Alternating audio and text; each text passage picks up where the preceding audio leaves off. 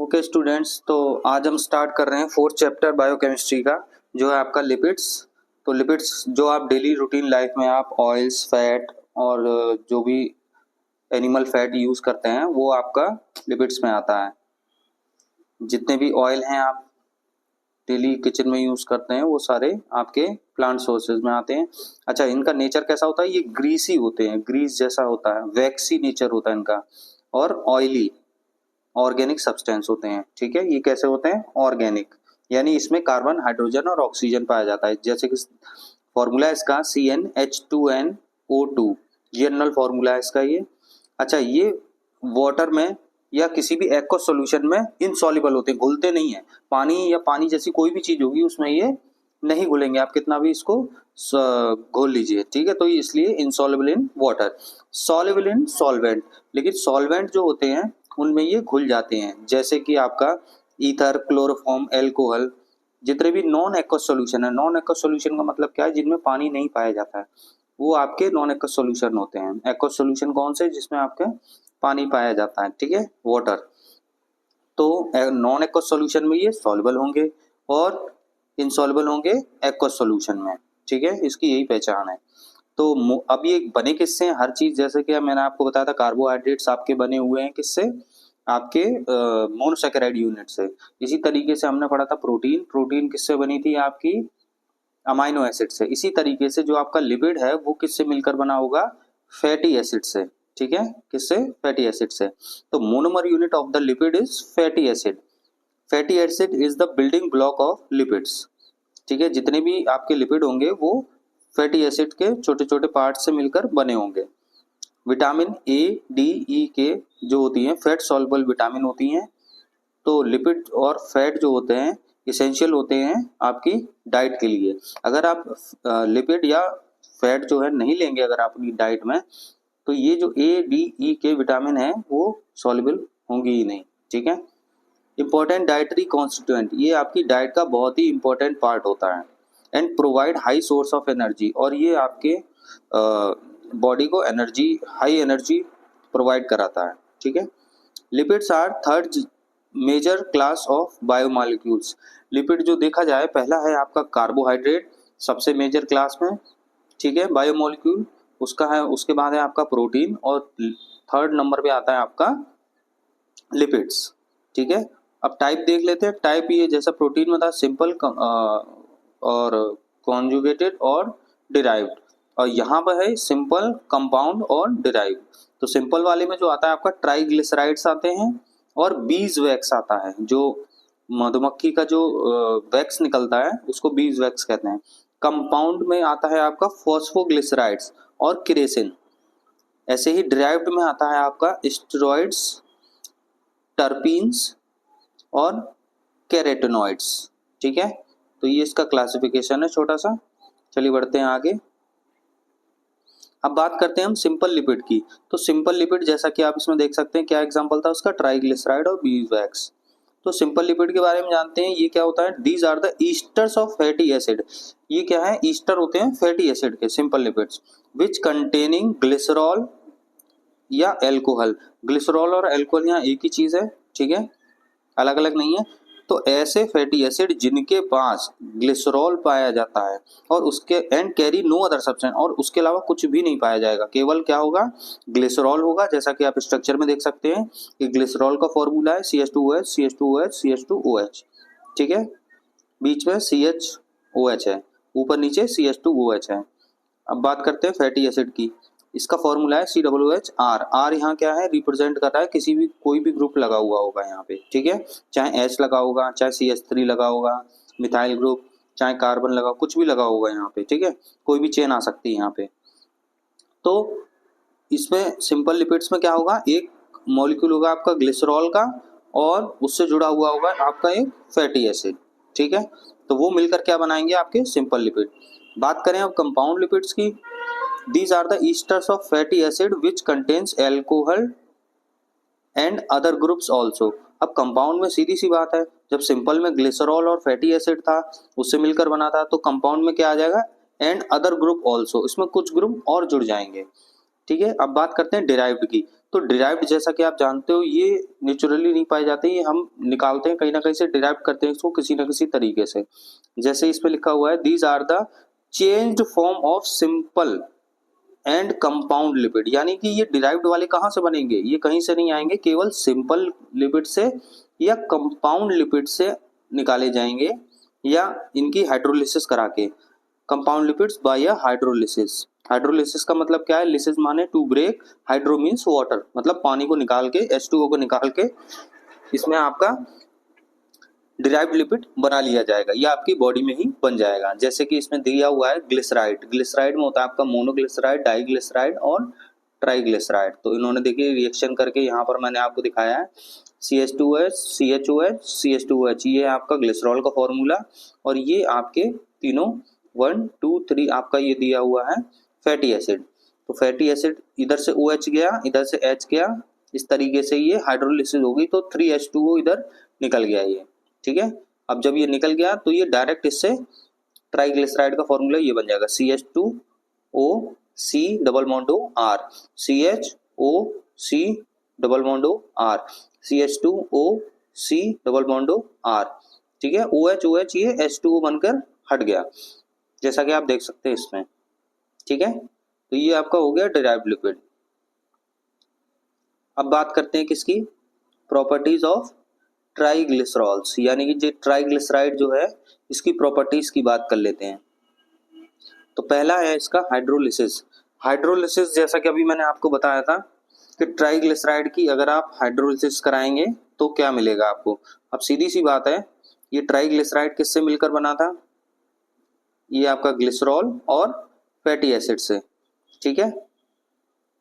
तो हाइड्रोलिसिस में क्या है, they undergo step wise enzymatic hydrolysis, यानी कि अगर हम ट्राइग्लिसराइड की स्टेप वाइज एंजाइमेटिक यानी एंजाइम की प्रेजेंस में हाइड्रोलिसिस कराएंगे तो ये क्या लिबरेट करेगा, यानी क्या निकालेगा, free fatty acid and glycerol, ठीक है, क्योंकि इसी से मिलकर बना है ये। The process of hydrolysis is catalysed bye enzyme lipase, और ये रिएक्शन कब होगी, लाइपेज एंजाइम की प्रेजेंस में।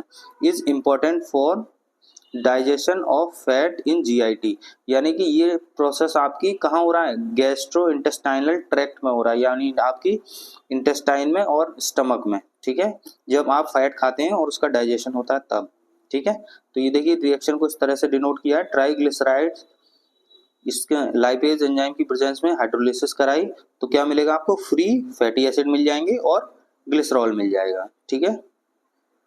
अब बात करते हैं दूसरे टेस्ट की, सपोनिफिकेशन, साबुनीकरण कहते हैं इसको हिंदी में, ठीक है, क्योंकि आपको पता होगा जो साबुन होता है वो भी किससे बनता है, फैट से बनता है, लिपिड से बनता है, ठीक है। सपोनिफिकेशन में क्या है, the hydrolysis of triglyceride, triglyceride का हम हाइड्रोलिसिस करा देंगे किसकी प्रेजेंस में, एल्कली की प्रेजेंस में, तो ये क्या देगा, to produce glycerol and soaps is known as saponification, ठीक है। तो हाइड्रोलिसिस कराते हैं ट्राइग्लिसराइड की एल्कली की प्रेजेंट में तो वो ग्लिसरॉल निकालेगा और सोप निकालेगा, इसी को हम सपोनिफिकेशन कहते हैं। जैसे ट्राइग्लिसरॉल, ठीक है, प्लस 3NaOH, ये है आपका एल्कली, 3NaOH क्या है आपका एल्कली, क्योंकि ये एल्कली मेटल है, ठीक है। तो क्या निकाला इसने, लिबरेट किया ग्लिसरॉल प्लस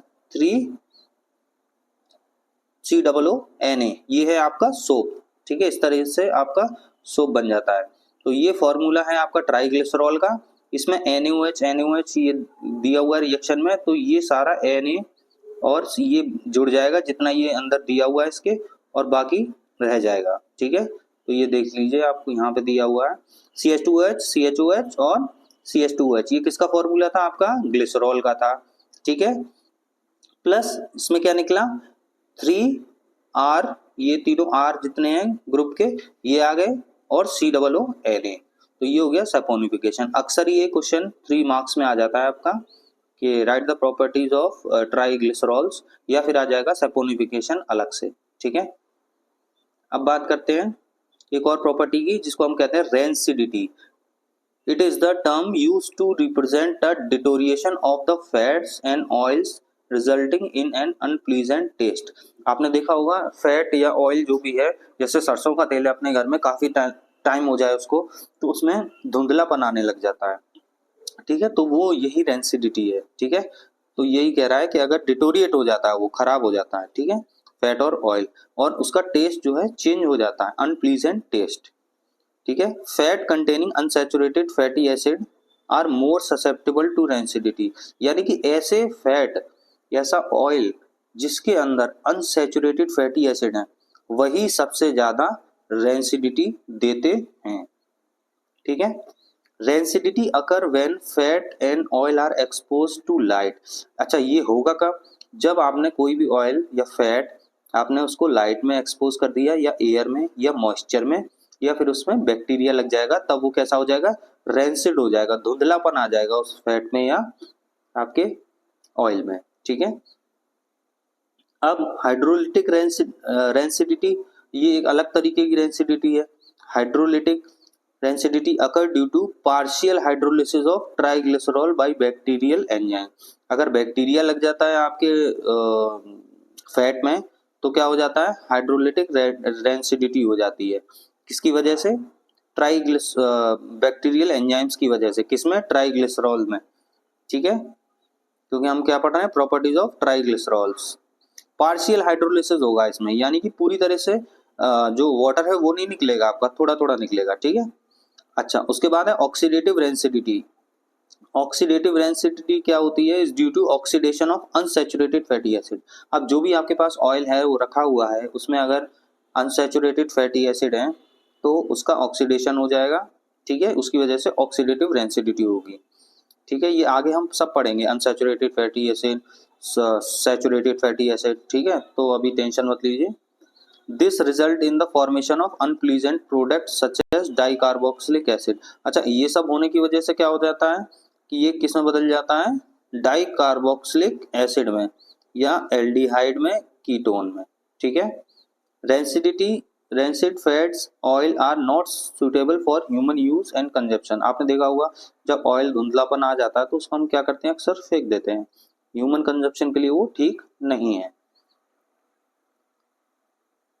जैसा कि आप इसमें रिएक्शन में देख सकते हैं, ट्राइग्लिसरॉल जो फैट होते हैं आपके या ऑयल्स होते हैं, इनमें रेंसिडिटी आ गई तो ये क्या बन गया? डाइकार्बोक्सिलिक एसिड बन जाता है, या कीटोन में चेंज हो जाएगा, या एल्डिहाइड में चेंज हो जाएगा। और टेस्ट कैसा हो जाएगा इसका? अनप्लीजेंट टेस्ट हो जाएगा, या तो हाइड्रोलिटिक रेंसिडिटी की वजह से या ऑक्सीडेटिव रेंसिडिटी की वजह से, ठीक है। अच्छा, इसको बचाने के लिए हम क्या करते हैं? आपने देखा होगा जितने भी ऑयल आपके घर में, सरसों का तेल आता है तो उसमें कुछ ना कुछ आपके एंटीऑक्सीडेंट पड़े होते हैं, जैसे कि tocopherols, gallic acid, D naphthol, BHA, butylated hydroxy anisole, या BHT, ब्यूटाइलेटेड हाइड्रोक्सी टोलुइन। ये एंटीऑक्सीडेंट ऐसे होते हैं कि ये ऑक्सीडेशन नहीं होने देंगे। ये यहाँ क्या हो रहा है? ये रेंसिडिटी में ऑक्सीडेशन हो रहा है, ठीक है। तो उस ऑक्सीडेशन को रोकने के लिए आपके जो ऑयल्स होते हैं, जो शीशी में भर के आते हैं, पैक्ड आते हैं, जैसे कि फॉर्च्यून आता है, तो उनमें इन सब में से कुछ ना कुछ एंटीऑक्सीडेंट मिला होगा, जिससे कि वो ज्यादा लंबे टाइम तक स्टोर करके रखें और वो खराब ना हो, ठीक है। चलिए,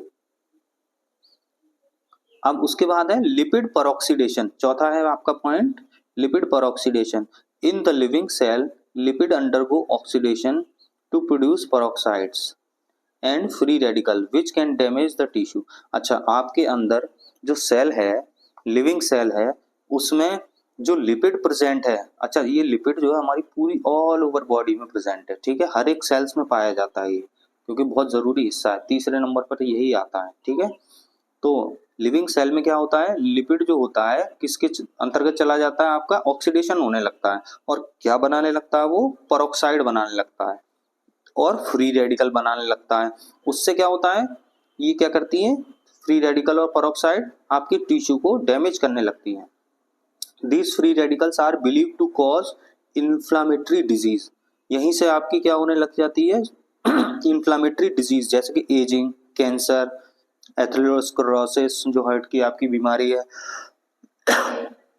ठीक है। तो आपको समझ में आ गया, अगर आपके अंदर ज्यादा फैट है तो आप कैसे बीमारियों से घिर सकते हैं, ठीक है।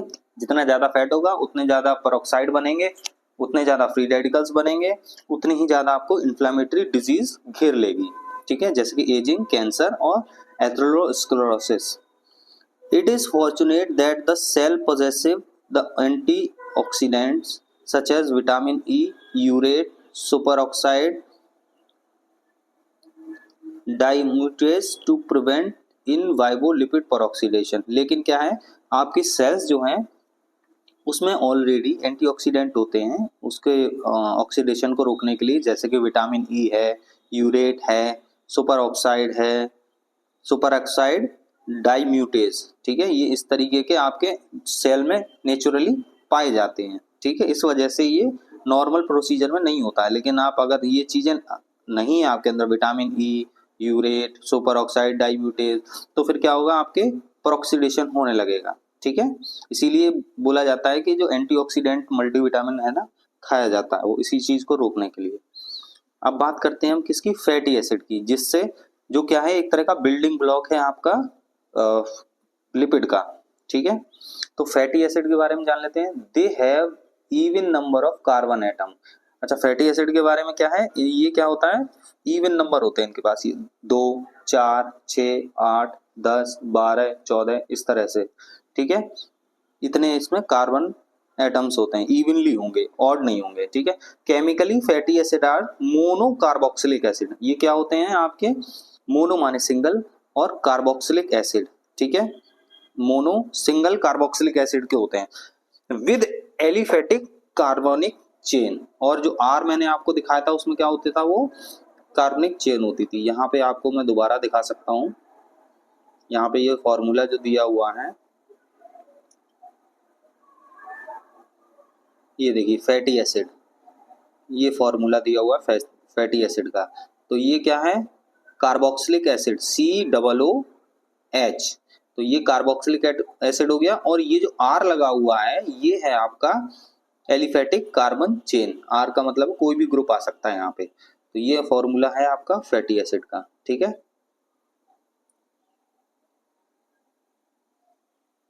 चलिए अब बात करते हैं क्या, क्लासिफिकेशन की। तो फैटी एसिड को कैसे कैसे क्लासिफाई किया गया है यहाँ पे, सैचुरेटेड फैटी एसिड और दूसरा है अनसैचुरेटेड फैटी एसिड। ठीक है, तो जान लेते हैं इसके बारे में।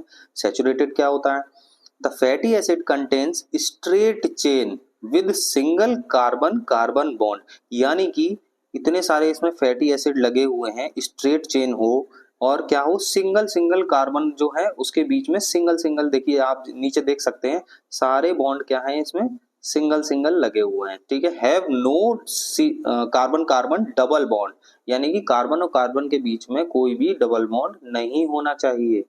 ठीक है, तो उसे हम कहेंगे सैचुरेटेड फैटी एसिड। इसका एग्जांपल है stearic acid, palmitic acid, arachidic acid. ठीक है, they have the higher melting point than the unsaturated fatty acid. यानी कि हायर मेल्टिंग पॉइंट का क्या मतलब है कि इन्हें बहुत ज्यादा टेम्परेचर पे जब आप गर्म करोगे तभी ये क्या होंगे, मेल्ट होंगे। ठीक है, और एग्जांपल आप देख सकते हैं। अच्छा, उसके बाद हम बात करते हैं अनसैचुरेटेड फैटी एसिड की। अनसैचुरेटेड फैटी एसिड में क्या होता है, these fatty acid contain one or more carbon carbon double bonds. या तो एक कार्बन में double double carbon double bond होंगे, या फिर ज्यादा में, या तो एक में हो या ज्यादा में हो। जैसा कि आप स्ट्रक्चर में देख सकते हैं, ऊपर कार्बन कार्बन के बीच में यहाँ पर क्या है, ये डबल बॉन्ड है। ठीक है, तो ये क्या हो गया आपका अनसैचुरेटेड फैटी एसिड। और सैचुरेटेड में क्या होगा, एक भी डबल बॉन्ड नहीं होगा कार्बन कार्बन के बीच में। इसका एग्जांपल है, अच्छा, double bond in aliphatic carbon chain. ठीक है, लिनोलिक एसिड। ठीक है, linoleic acid, linolenic acid, arachidonic acid, ये इसके एग्जांपल हैं। एग्जांपल आप सभी के याद करते हुए चलिए।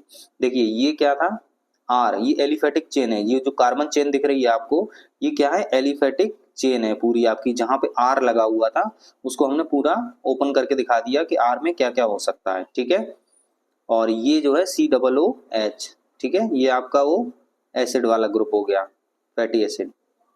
ठीक है, अब बात करते हैं हम किसकी, types of unsaturated fatty acid. ठीक है, कितने टाइप के आपके अनसैचुरेटेड फैटी एसिड होते हैं। ठीक है, तो अनसैचुरेटेड फैटी एसिड में क्या होगा, मोनो अनसैचुरेटेड फैटी एसिड, म्यूफा भी कहते हैं इसको शॉर्ट में, MUFA, mono unsaturated fatty acid. और दूसरा होता है पॉली अनसैचुरेटेड फैटी एसिड। तो ऐसे फैटी एसिड जिसमें कि have one double bond in carbon chain, इस कार्बन चेन में अगर एक डबल बॉन्ड है तो वो क्या कहलाएगा, आपका मोनो अनसैचुरेटेड फैटी एसिड। ठीक है, अब वहां पे पॉली अनसैचुरेटेड में क्या होगा, या तो दो होंगे या दो से ज्यादा होंगे। ठीक है, इस चेन में, ठीक है, ये जो फैटी एसिड है इसकी जो एलिफेटिक चेन है इसमें या तो दो होंगे या दो से ज्यादा कार्बन कार्बन के बीच में डबल बॉन्ड पाया जाएगा, तो उसको हम क्या कह देंगे, पॉली अनसैचुरेटेड फैटी एसिड। इसका एग्जांपल है आपका ओलिक एसिड जिसमें कि एक पाया जाता है। ठीक है, ये पहला जो ओलिक एसिड है ये आपका एग्जांपल है किसका, मोनो अनसैचुरेटेड फैटी एसिड का।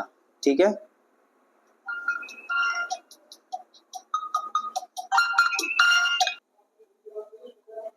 ठीक है, बीच में डिस्टरबेंस हो गया था, कॉल आ गया था। तो मोनो अनसैचुरेटेड फैटी एसिड में आपका वन डबल बॉन्ड होगा केवल एलिफेटिक चेन में। ठीक है, और पॉली अनसैचुरेटेड फैटी एसिड में क्या होगा, दो होंगे या दो से ज्यादा होगा। नीचे सारे एग्जांपल दिए हुए हैं। ओला, OLLA, ओलिक एसिड जिसमें कि केवल एक ही डबल बॉन्ड होगा कार्बन कार्बन के बीच में, वो एग्जांपल हो गया मोनो अनसैचुरेटेड फैटी एसिड का। उसके बाद आते हैं दो, ये तीनों एग्जांपल हैं आपके पॉली अनसैचुरेटेड फैटी एसिड के। लिनोलिक एसिड वो हो गया आपका प्यूफा, लिनोलेनिक एसिड ये भी प्यूफा, इसमें तीन होते हैं। एरेचिडोनिक एसिड इसमें चार होते हैं। ठीक है, तो इस तरीके से आप एग्जांपल देख सकते हैं। बात करेंगे अब सैचुरेटेड और अनसैचुरेटेड फैटी एसिड्स के बारे में थोड़ी सी। जो पहला पॉइंट है, सैचुरेटेड फैटी एसिड क्या होते हैं, फैट्स होते हैं, जबकि अनसैचुरेटेड फैटी एसिड कहाँ पाए जाएंगे, ऑयल्स में पाए जाएंगे। और सैचुरेटेड फैटी एसिड कहाँ पाए जाएंगे, एनिमल्स में। अनसैचुरेटेड फैटी एसिड कहाँ पाए जाएंगे, प्लांट सोर्स में। ठीक है, अच्छा, ये सैचुरेटेड फैटी एसिड क्या करते हैं, आपके कोलेस्ट्रॉल लेवल को बढ़ा देते हैं आपके ब्लड में। ठीक है, और अनसैचुरेटेड फैटी एसिड क्या करते हैं, डिक्रीज कर देते हैं आपका कोलेस्ट्रॉल लेवल आपके ब्लड में। ठीक है, तो इसलिए इसका समझ में आता है कि सैचुरेटेड फैटी एसिड हमारे लिए अच्छे नहीं है और अनसैचुरेटेड फैटी एसिड हमारी हेल्थ के लिए अच्छे हैं। ठीक है, चौथा पॉइंट है, increase the risk of cardiovascular disease, यानी हार्ट से रिलेटेड जितनी भी आपकी डिजीजेज हैं वो आपकी बढ़ सकती हैं अगर आप नॉनवेज सोर्स से अपना क्या ले रहे हैं, फैट ले रहे हैं। अच्छा, ये क्या है, unsaturated fatty acid lower the risk of cardiovascular disease. ठीक है, ये क्या करता है, लोअर करता है रिस्क को, हार्ट की बीमारी होने से बचाता है, उसके रिस्क को कम करता है। पांचवा पॉइंट है, सॉलिड एट रूम टेम्परेचर। जैसे आपने देखा होगा जानवर की जो चर्बी होती है वो क्या है, सॉलिड होती है रूम टेम्परेचर पे। ठीक है, अब ऑयल्स की बात करें या इसकी बात करें अनसैचुरेटेड फैटी एसिड की, लिक्विड एट रूम टेम्परेचर, जितने भी आपने ऑयल देखे होंगे मैक्सिमम वो क्या होते हैं, लिक्विड हो जाते हैं रूम टेम्परेचर पे। अच्छा, बात करते हैं सैचुरेटेड फैटी एसिड की, रेंसिडिटी इज हाई। तो रेंसिडिटी क्या होती है, इसमें बहुत ज़्यादा हाई होती है। आप जो एनिमल फैट होता है उसके आर पार नहीं देख सकते हैं आप, उसमें बहुत ज़्यादा रेंसिडिटी होती है। जबकि ऑयल्स जो होते हैं उस आप ट्रांसल्यूसेंट होते हैं, आप उसके आर पार देख सकते हैं, तो इसकी रेंसिडिटी क्या होती है, लो होती है। अच्छा, इसका एग्जाम्पल जो है सैचुरेटेड फैटी एसिड का जिसको आपको खाने से बचना है, ठीक है, अगर आप कार्डियोवैस्कुलर डिजीज नहीं चाहते हैं, वो है आपका बटर, क्रीम, मीट। ठीक है, और अनसैचुरेटेड फैटी एसिड किस में आ जाते हैं आपके, उसमें आ जाता है आलमंड ऑयल, कोकोनट ऑयल। ठीक है, इस तरह के, और आपका जो सरसों का तेल है ये सब इसमें आ जाते हैं। तो आज के लिए इतना ही, बाकी हम कवर करेंगे आपका सेकंड चैप्टर में, सेकंड वीडियो में, क्योंकि ये काफ़ी बड़ा हो चुका है और मुझे नहीं लगता आप ज़्यादा बड़े वीडियो पसंद करेंगे। Thank you.